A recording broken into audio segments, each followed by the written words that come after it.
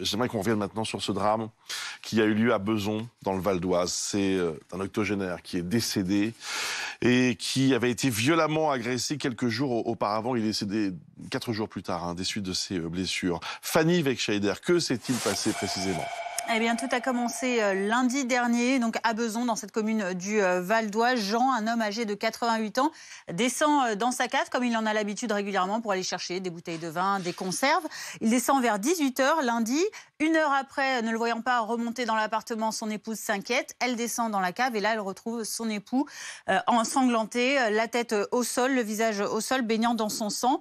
Il est alors pris en charge, Jean, par les pompiers, avant d'être hospitalisé dans un état très grave. Il a 100 jours d'ITT, son pronostic vital est engagé. Il décède malheureusement, vous l'avez dit, dans la nuit de vendredi à samedi, des suites de ses blessures.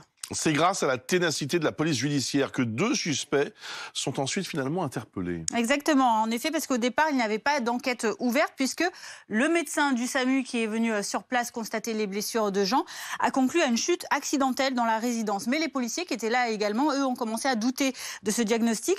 Le lendemain, mardi, le fils de la victime est inquiète des gravités des blessures de son père. Il a aussi remarqué que certains effets personnels de son père manquaient sur la scène.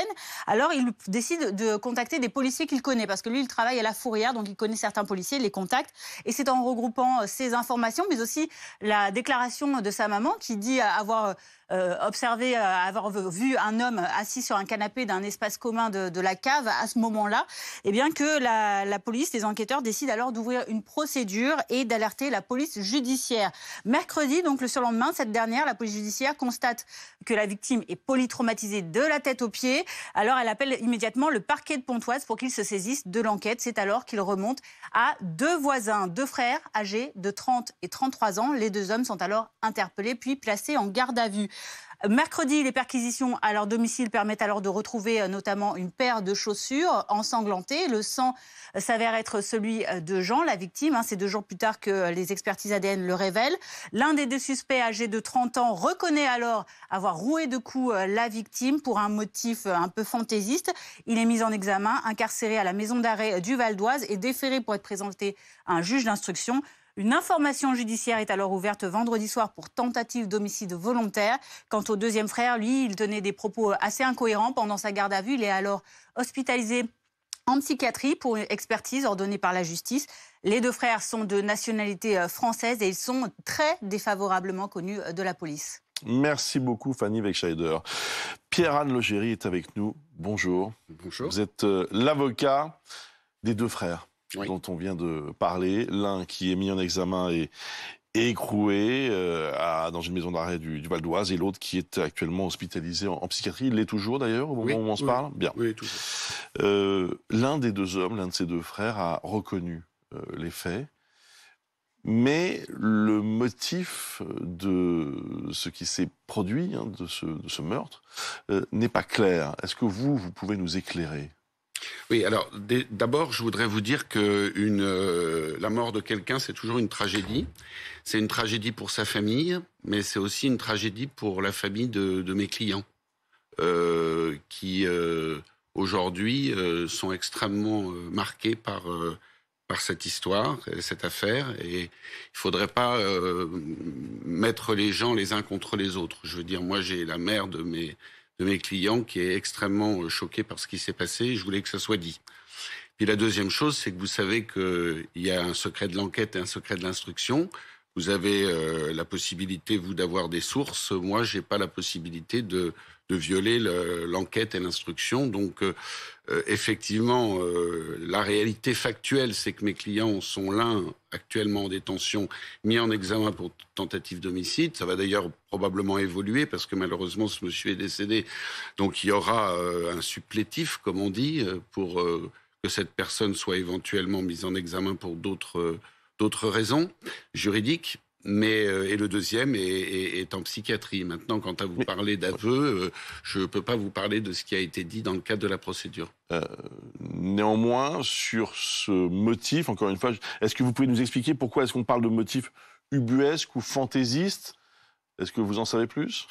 Je peux vous dire simplement que mon client a donné une explication au juge d'instruction, après l'avoir donné en fin d'instruction d'ailleurs, sans être assisté par un conseil aux policiers, et que ces explications n'ont rien de fantaisiste. Je pense que, disons, si on veut dire les choses de manière simple, je pense que c'est un mot plus haut que l'autre et que ça a généré ensuite de la violence.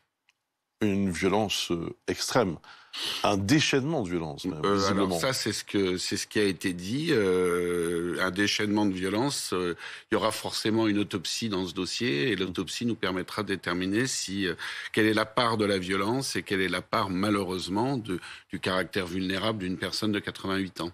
Est-ce qu'on peut parler d'agression gratuite?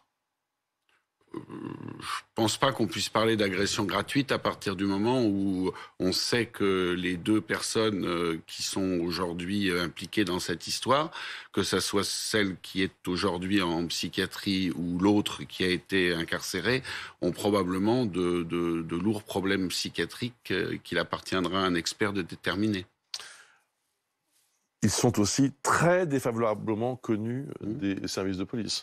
Ils sont défavorablement connus des services de police. De là à avoir dit hier qu'ils étaient, notamment l'un, déjà coupables de faits antérieurs qui avaient été dans la même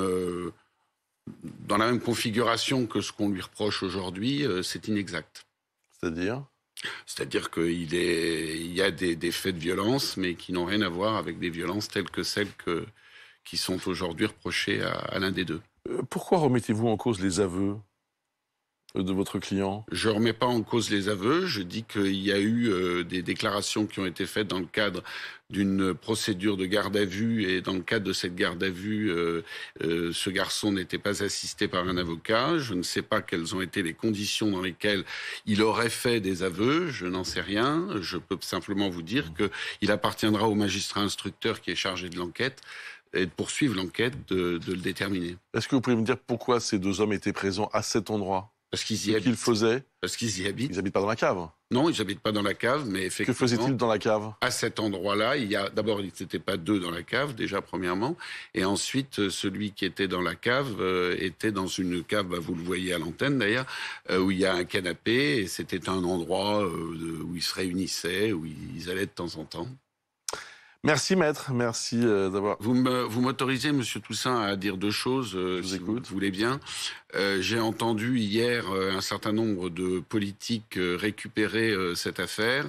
J'ai entendu également monsieur Thierry Mariani, qui participe d'ailleurs par ailleurs à l'ensauvagement de la politique, prononcer des propos extrêmement graves à l'encontre de mes clients, parlant d'ordures, en employant des injures extrêmement lourdes, et en parlant d'assassinat, alors qu'il n'y a jamais eu aucun élément de préméditation qui ont été donnés. Il faudrait que les politiques sachent aussi raison garder et rester dans leur rôle de politique. Pour ma part, ces gens-là qui proposent ce genre de propos ne sont pas dignes d'être des politiques aujourd'hui. J'entends la critique. Pourquoi pas, mais reconnaissez aussi que c'est un acte qui suscite une vive émotion et qui peut aussi susciter une réaction, j'allais dire, d'indignation.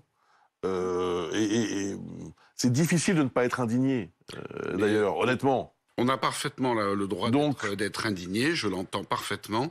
De là à tenir des propos en traitant mes clients d'ordures et en parlant d'assassinat alors qu'on n'est pas au fait du dossier, j'appelle ça de la récupération politique, et cette récupération politique est absolument intolérable. Merci maître, merci d'avoir répondu à nos questions.